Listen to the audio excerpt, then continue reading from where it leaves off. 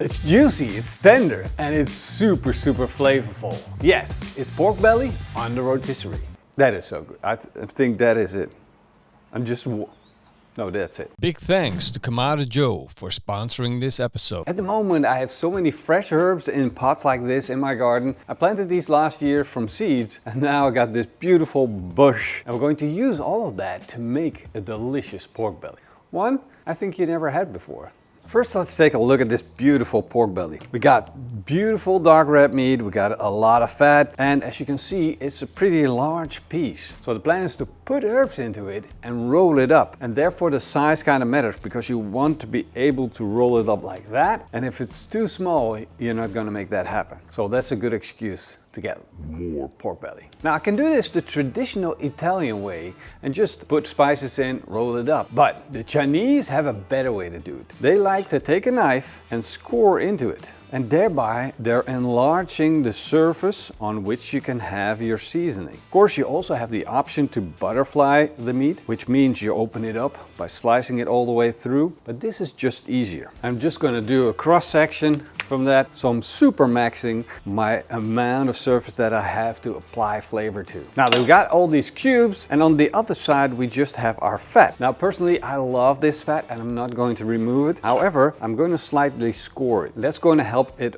to render down. Basically we're opening up the meat and we're letting the heat come in, render down the fat. And rendering down the fat is important because if later on you're eating it, then it's delicious. It is crunchy, it is rich, it is flavorful. But if it's not rendered down, you're gonna have that nasty bite into a hunk of fat experience. And honestly, I think it's one of the main reasons that people say they don't like the fat. But now I'm gonna show you how to do it right. All we need to do now is build up layers of flavor, starting with mustard. I'm going to use coarse mustard. It's going to give me loads and loads of texture. I'm going to rub this into the meat. There we go. That is the first step. For the second ingredient, I'm going to use the PITMASTERX pork rub. It's absolutely perfect for pork belly. It gives off so much flavor. I'm going to layer that on. This is going to be my base seasoning. It's going to salten the meat. It's going to boost flavors. I'm going to get my fingers in there, rub it in real good. You see it almost disappears in the amount of meat that we have.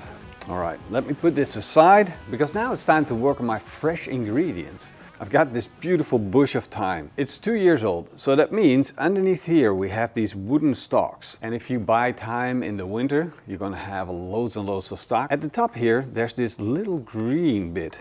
And that green bit you can actually use completely, which means you don't have to get the leaves off like this and throw away the stalk. No, you can actually apply the stalk as well. So I'm just gonna go in, get some off the top, and I want a little bit more. I got a whole bunch with flowers and all, and then I'm gonna chop this real fine. And chopping it real fine is important because you don't want it to get stuck in your teeth. You want it to kind of disappear in the meat. And the second fresh ingredient from the garden is some spring onion. Whatever grows in your garden is 10 times more powerful than what you buy in a supermarket because it is being given the time to raise up slowly and therefore it's much more potent. Back to our pork belly, gonna get these fresh ingredients in, spring onions. And again, I'm rubbing it in real good, massaging it in with my fingers, making sure that I get the seasoning all in it. Because that's the whole idea. Maximize the surface, add flavor to it. Oh. That is so good. That is so good. I think that is it. No, that's it. Should I add more flavor to it? More, but sometimes more is less. So I want to keep it where in the sweet spot. Time to roll this up. And then I'm gonna come in with my butcher's twine and I'm going to make a first nut. And for good looks, I want my nuts to be at the opening, so the end of where it's rolled up. Now, you might not know this, but I went to seafaring school and I have this weird habit of still using the seafarer nuts instead of the butcher's nuts. I tried the butcher's nut, I've done it plenty of times, but I still trust the seafaring nuts a little bit better. So once I got my beginning, I'm just gonna loop it. And then get over it, secure it, loop it, get over it, and secure it. Loop it, get over it. For aesthetic purposes, you want to check if it's all lined up. Make it look real nice. Go, it's starting to look good. Now if you want to make this recipe, but you think, hey man, I won't be able to tie it up like that, don't worry about it. If you just use regular nuts or not tied up in a really good looking way, it's just do it the way you can, because otherwise you're not gonna start, and not starting is the biggest crime ever. Okay, I'm gonna finish off by just throwing this in a loop twice, and then ta-da, that looks half decent. And here we have our beautiful pork belly rolled up just like that. Let's tuck these little pieces in. Now I'm going to cook my pork belly on the Kamado Joe Connected Joe. Now the fun thing about the Kamado Joe Connected Joe is that we can do this fully automated. And I kind of love that, but I never tried it actually with the rotisserie. So it has a rotisserie functionality to it. We're going to test it today, see if it works, and if it doesn't, we're going to find that out too. I'm going to put some charcoal in and a chunk of PITMASTERX smoke wood. Then I'm going to place in the heat deflectors and a tray to capture the drippings. Then my rotisserie ring goes on, and I'm going to turn on the Connected Joe. I set my barbecue up to smoke at a temperature of 120 degrees Celsius because I want my pork belly to first warm up, and then we're going to make it look good. Setting up the rotisserie is super easy. I'm just going to slide in the skewer. We don't have to poke through anything. But before I'm going to secure these pins, I'm going to place it in first. All very easy to do. The pin goes towards the outside of the ring, and the block side is in the motor, and you can see that the meat is off center from the skewer, and that's why I like to secure it later once it's in. I'm going to switch the rotisserie on. I'm going to give the outside of the pork belly a little sprinkle of salt to help crispen up that outside, that fat, to let it render down. There we go. Let's close the lid, let the Connected Joe come up to temperature, and then we'll check on it every 15 minutes or so to see how it's doing. The pork belly has been on for 4 hours. Yeah, that's right. And it's been rolling along very happily and very steadily, but most important, very slowly. And it's become super soft and tender. We're running at a core temperature of 94 degrees Celsius, which means that it's almost fall apart tender, but not fall apart tender. But the trick is to get it off now carefully before it does fall apart. So that's what I'm gonna do.